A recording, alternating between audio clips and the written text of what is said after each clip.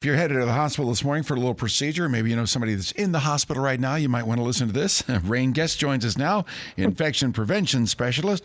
Apparently, hospitals, you make you sick. You heard it before. You go to the hospital, you get even sicker. Yeah, no, it's not cool to just hang out in the hospital thinking you're getting good food and everybody's waiting on you. You can just lay in the bed and feel pretty good and watch TV and pull the remote out anytime you want.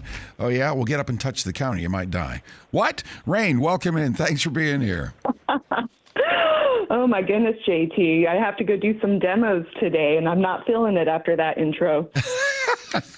Well, look, I mean, I think we all kind of think, okay, it's probably best if we just get fixed up and get out. I mean, I hear it all the time. And apparently there's been a new study done now where they actually got the swabs out and started checking countertops and other things in hospitals.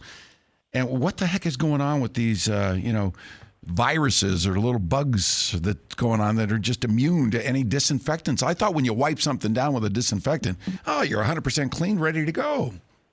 That's the problem, JT. We're all conditioned to think that disinfectants work. We all say, okay, spray it, wipe it, we're good to go. But that's just not the case. Here's one. Do you know that disinfectants are actually pesticides? I did not know that. Thanks. Just to add to the mix, right? Disinfectants are actually pesticides. And the problem is that most of these products actually take 10 minutes to work, even the ones used in healthcare. So you would actually have to spray the product on the surface, let it sit for 10 minutes, which, by the way, you have to reapply products usually 2 to 3 times to let it sit wet for 10 minutes.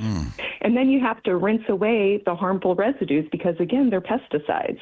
And in hospitals, nobody does it, right? Because hospitals need to move. They need to operate. And if you have to sit there and wait that amount of time, then you're not getting patients through and you're not making money. So nobody's doing it. We're spraying and wiping in hospitals. Therefore, the germs are sitting there. They're thriving. They're not dying. And the net effect of that is that people that go into hospitals are getting infections, and they're the one dying, not the pathogens. Well, is it the fact? Yeah, are there lawsuits on all this? Can they trace it back to the infectious part of spraying things down, that they got it off the toilet seat or the countertop or nurses' call buttons, or they just chalk it up? They're called healthcare acquired infections. And we know that about 1 in 20 people that go into hospitals get them, and people die from them. But it's almost this accepted norm in hospitals, and nobody's really suing for it anymore. I mean, there are cases where individuals are, but there's not this big class action tort lawsuit going on that says, look, hospitals, you need to do this right. I mean, we've done studies with major healthcare groups like Christus Hospital in Texas is a big one, right? Mm-hmm. And we go in with their environmental services teams, and we actually say, okay, here's your 10-minute products. Let's use them according to the federal label on it, because it's against federal law to not use these products properly, right? So we'll go in and do time studies in hospitals. And as one example, in order for them to use those 10-minute products correctly, it will take upwards of an hour and a half to actually clean and disinfect a patient room properly. Oh my. Now, ArrowClean, we have a patented product that takes 1 minute. It kills a wide range of pathogens, including your major ones that kill people, even healthy people like C. diff and C. auris, in under a minute. So with our product, you go in and it takes about 28 minutes to do a patient room. But with these other products, it takes an hour and a half. And the reality is nobody does it. Well, I would think with all the conflict between lawsuits and people getting sick and this becoming more aware for a CEO of a hospital, for instance, that they be doing their due diligence. Do you see that some hospitals are starting to really pay attention to this more?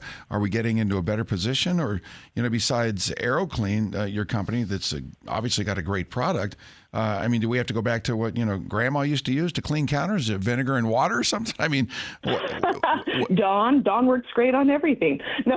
Right. No, these products, they'll never use vinegar or Dawn on surfaces because they don't have a label that says, hey, this is a healthcare grade disinfectant. What's going on, one barrier to entry for products like mine into the marketplace is you have large chemical companies like your Ecolab and your Diversities that have their own chemistries. And their chemistries generally take 10 minutes, but they are also doing the facility management in these hospitals, right? So it's not even the hospitals doing their own cleaning and disinfecting anymore. They're outsourcing it to these third parties. Well, And if these third parties were actually to use their products correctly, it would cost them a ton of money in labor. So DFW Airport, right, out here in Dallas, I mean, they have hundreds of millions of travelers go through there a year, right? Yeah. During COVID, we did it. They brought us in during COVID to do a study. You know, they're like, hey, quaternary ammonia products are ruining our water systems.